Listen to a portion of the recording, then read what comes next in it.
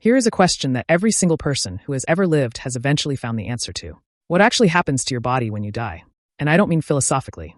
I don't mean spiritually. I mean physically, biologically. The actual sequence of events that happens inside your body from the moment your heart stops to the hours that follow. Because here's the thing that most people don't realize. Your body doesn't just switch off. It's not like a light switch where one moment everything is running and the next moment it isn't. What actually happens is a cascade. A sequence of events, one triggering the next, each one more fascinating and more strange than the last. And some of it, particularly toward the end of what I'm going to tell you, science still cannot fully explain. So let's go through it, in order, from the very first moment. Let's use cardiac arrest as our example, because it's the most studied, the most documented, and it creates the clearest sequence to follow. Your heart stops. That means blood stops moving. And blood is doing two critical things at all times, delivering oxygen and delivering nutrients to every cell in your body. The moment it stops moving, every cell in your body immediately starts running down whatever reserves it has left. But the cell that panics first, the cell that has the least tolerance for this, is the neuron. Your brain cells. Your brain is about 2% of your body weight. It uses about 20% of your oxygen.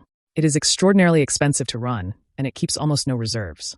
It is completely dependent on a constant, uninterrupted supply of oxygenated blood every single second. So when the blood stops, the brain reacts almost immediately. Within 15 to 20 seconds of your heart stopping, you lose consciousness. Not gradually, not slowly fading. Within 15 to 20 seconds. The outer layer of your brain, the cerebral cortex, the part responsible for thought, awareness, and the experience of being you, begins shutting down almost instantly. 15 to 20 seconds is not a long time. That's roughly how long it takes. And here's where it gets genuinely strange. Even though you're unconscious, even though your heart has stopped, even though from the outside you appear to be gone, your brain is still active. Not fully, not in the way it was, but measurably, documentably active. Studies have recorded organized electrical activity in the brain for several minutes following cardiac arrest. EEG recordings, the machines that measure electrical signals in your brain, have shown brain waves continuing for up to 10 minutes after the heart stops.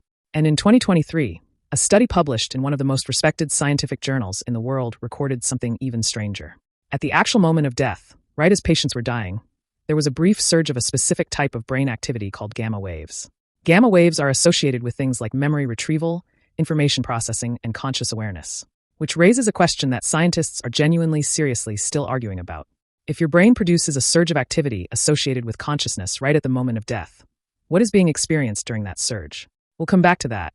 But first, how is the brain still active at all when there's no blood flow? The answer is that neurons don't run out of energy instantly. They have tiny emergency reserves, a small amount of immediately available energy that can keep things running for a few seconds.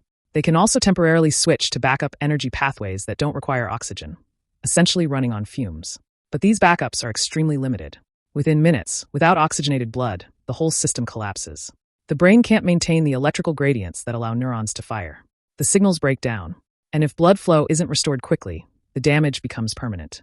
This is why the difference between 4 minutes without blood flow and 10 minutes without blood flow is the difference between recovery and irreversible brain damage.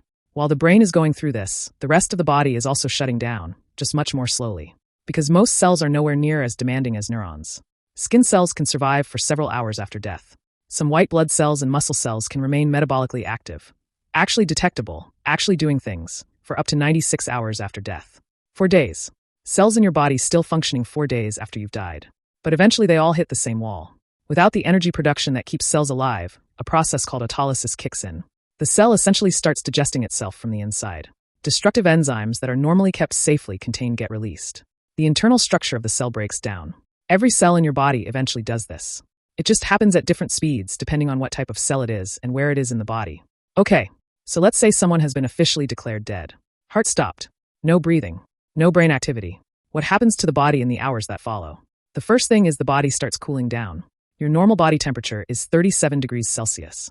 It stays there because your metabolism is constantly generating heat. The moment metabolism stops, that heat generation stops, and your body temperature starts dropping toward whatever temperature the room is.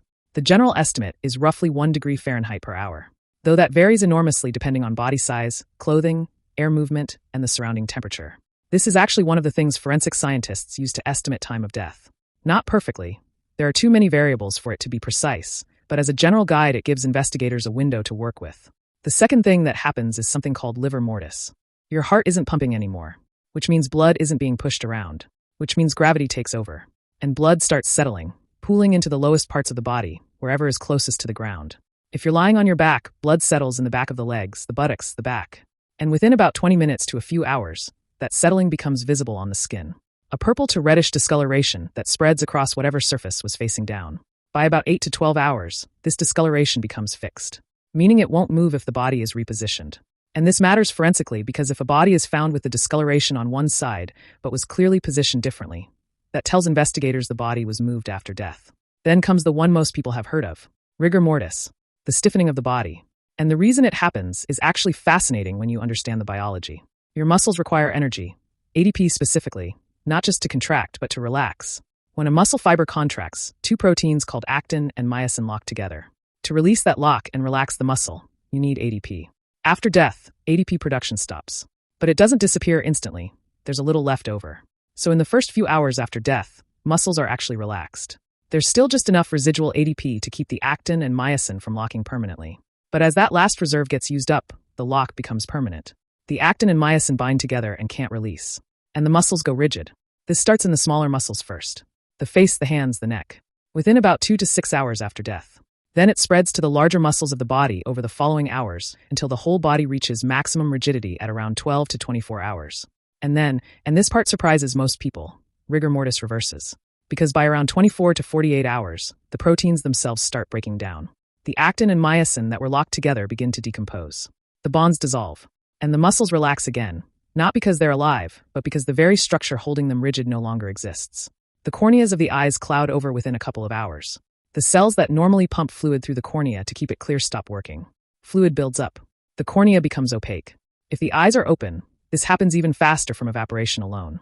The skin starts developing what's called marbling, a purplish branching pattern visible beneath the skin's surface. This happens as red blood cells break down and bacteria begin spreading along the superficial blood vessels. And speaking of bacteria, the bacteria that live in your gut are still alive. And now, without any of the normal systems that kept them contained and regulated, they start breaking down surrounding tissue, producing gases as a byproduct. This is what eventually leads to the more dramatic visible stages of decomposition that develop over the following days. Your body doesn't stop being a biological environment just because you've died. It just changes what's living in it and what that life is doing. Now, back to that gamma wave surge, because this is the part that science has the most trouble with. Near-death experiences have been documented across cultures, across centuries, across people with completely different religious backgrounds and belief systems. And what's genuinely strange, what keeps researchers up at night, is how consistent they are. People who have come back from cardiac arrest describe remarkably similar things. An out-of-body sensation, viewing their own body from above, moving through a dark space toward a light, an overwhelming feeling of peace, encounters with people who had already died, a boundary they understood they couldn't cross if they wanted to return. These aren't accounts from one culture or one time period.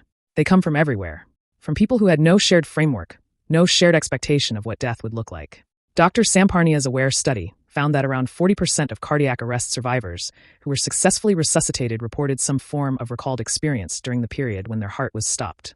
And some of those experiences included accurate perceptions of specific events that happened during their resuscitation. Things they couldn't have known. Things that were later verified, which is the part that nobody has a clean explanation for. The leading scientific theories point to the neurochemical chaos of a dying brain. The gamma wave surge. Oxygen deprivation causing unusual neural firing patterns. The brain producing experiences as it shuts down in the same way it produces dreams during sleep. These are reasonable explanations.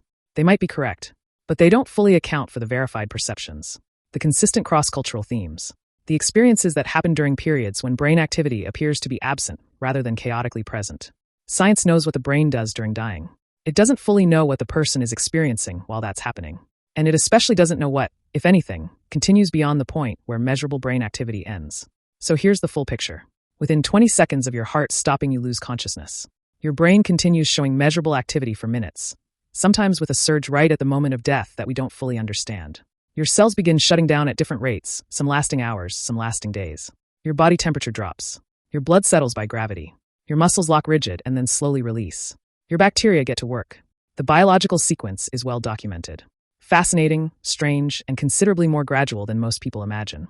But the question of what you actually experience during that process, during that gamma wave surge, during the period between clinical death and biological death, that question remains genuinely, seriously open, which is either deeply comforting or deeply unsettling depending on who you are.